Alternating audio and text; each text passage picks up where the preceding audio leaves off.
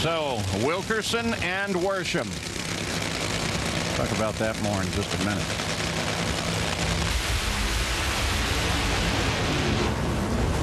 Well, this is, whoa, I almost thought it was Worsham going to grab him at the finish, but Tim Wilkerson holds on. A 4:39, 215-mile-an-hour pass, and Del Worsham is gone in first round.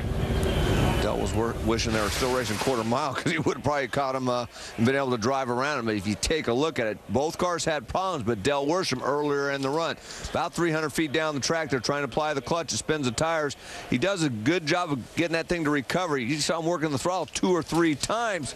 Tim Wilkerson in the other lanes, we take a look at it from the Ultramo, he was pulling away at that point because Del was having his problems, and then shortly after that, Tim started spinning his tires and was slowing down with cylinders out and everything else.